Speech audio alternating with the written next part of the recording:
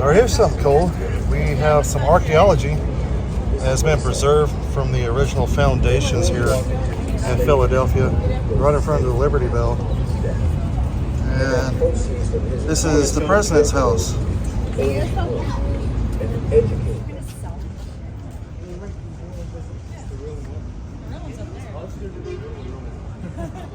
So right now we're waiting in line to go see the Liberty Bell, but if you look behind me, right there is Independence Hall.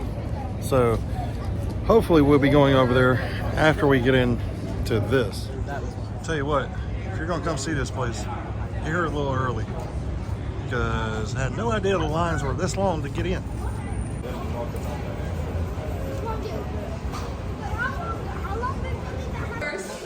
So we made it through security. We're inside, and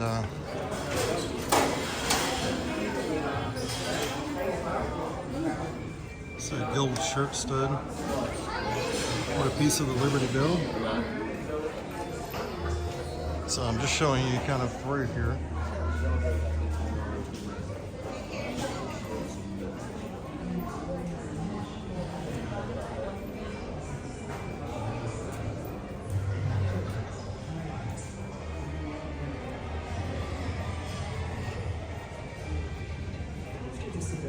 And into the 20th century, the Liberty Bell traveled the country by train, stopping explorers of cities and towns. Thousands of Americans came out to view it.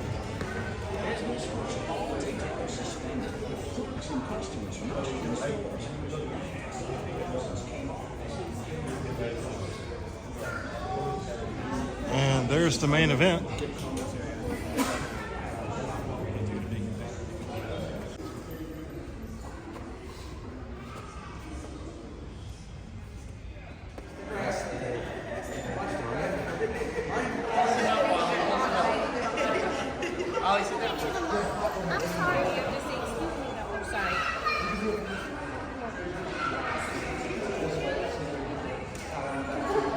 All right, so that was the Liberty Bell. Now we're headed across the street to Independence Hall.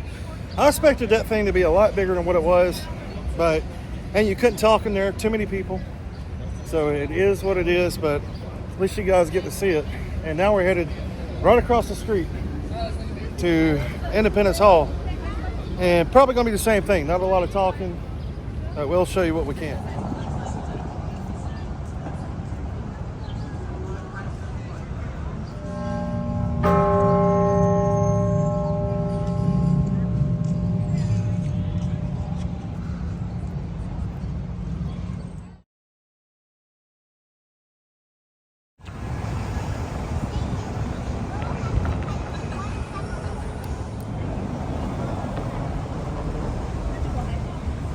So what we're going into now is the old City Hall building that served here from 1791 to 1800 as the U.S. Supreme Court's meeting grounds.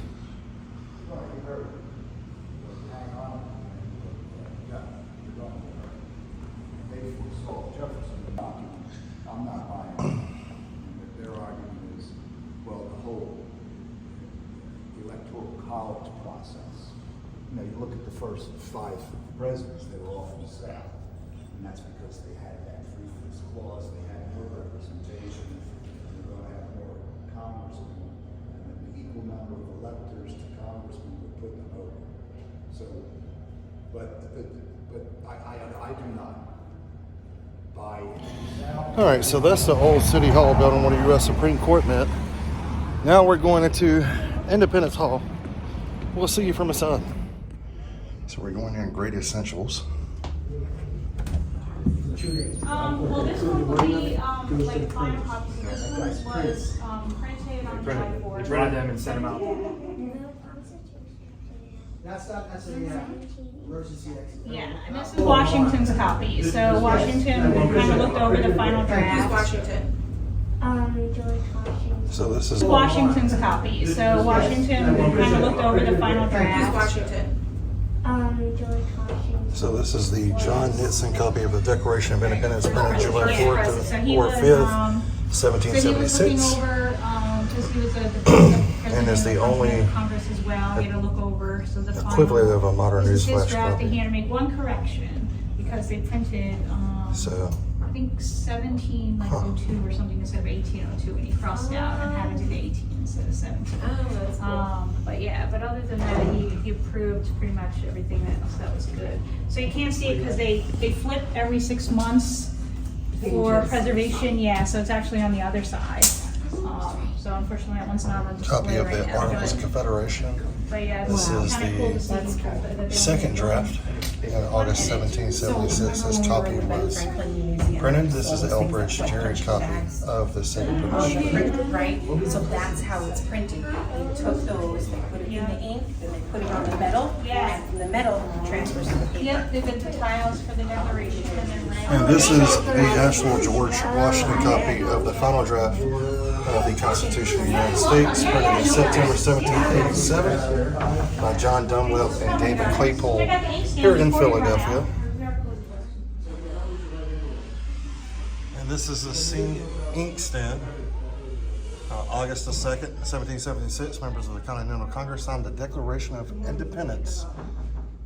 And this is the type of inkstand they used. Holy cow. Yeah, it doesn't make it right security, so you're okay, yeah. All right, pretty cool. We come all the way from Alabama, was able to see this. So Gettysburg 160, now this here in Philadelphia. You guys got a lot of content.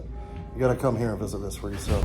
So we didn't make it here in time to see this, but this is where George Washington was inaugurated as president on the 4th of March, 1793. And also John Adams was inaugurated here as the second president, 4th of March, 1797.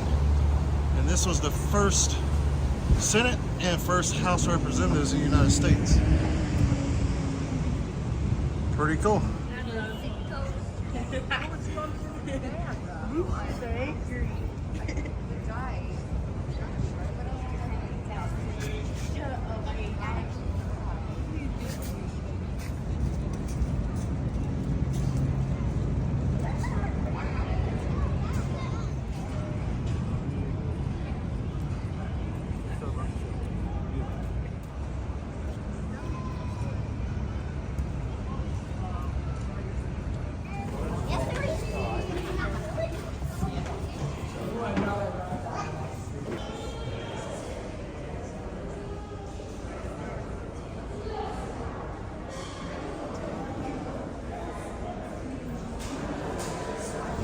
Welcome inside. I would welcome you to really an impressive room to start in Independence Hall, but a lot of things, a lot of good reasons to start this space in here.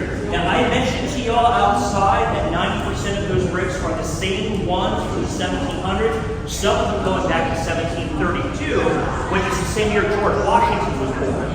To give you some perspective. In here, from about our shoulder height up, surrounding you, going to include the columns, wood paneling, those big friendly arches that just welcome you inside this room. 70% is the same woodwork that has been here since the 1740s and 1750s. You're standing in the courtroom. This is the Supreme Court of the colony of Pennsylvania, which tells us something. What is Independence Hall exactly? Well, its actual name is the Pennsylvania State House. That's why it was built back in 1732 to 1750s. Folks who had a right to walk in here, it did not matter who you were, to come and stand right there and watch trials as they're happening here. Now, all the artifacts, the things you see inside this room, the furniture, they are from the 1700s, but not much of it was actually here at the time. We have very few pieces left from that time period. Now, one that we do have that actually tells a pretty good story. You folks notice that painting that's up behind the judge's bench? It's a little hard to see on the counterplane outside. Anyone else from Pennsylvania? Okay, I see we're a small number, but might be hard. I'm going to make everyone else in here with us honorary Pennsylvania so you don't feel left out. That's our coat of arms. That was put there in 1785. That's our only original piece that we have here. That is Pennsylvania's way of announcing to you that it is claiming its equal place among the nations of the earth.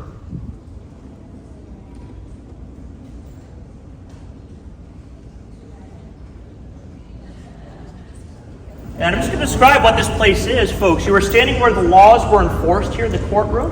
This is where the laws are written. We call this the Assembly Chamber. But starting in May of 1775, it's not the lawmakers of Pennsylvania meeting in here.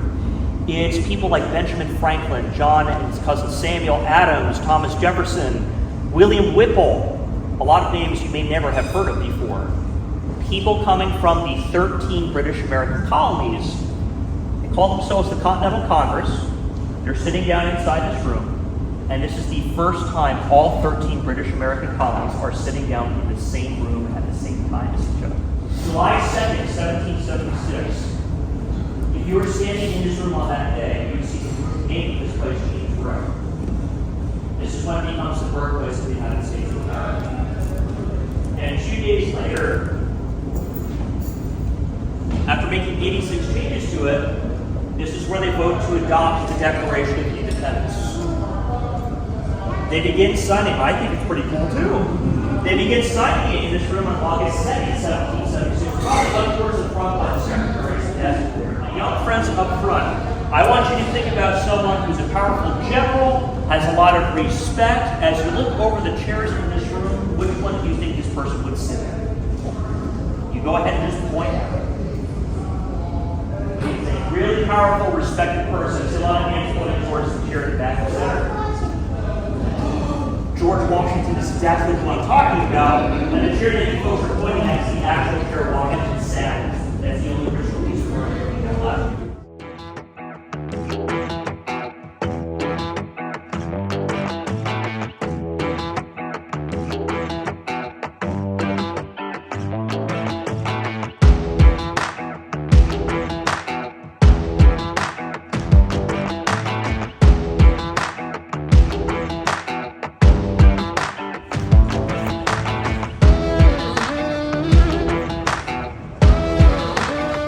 So that's it for here in Philadelphia.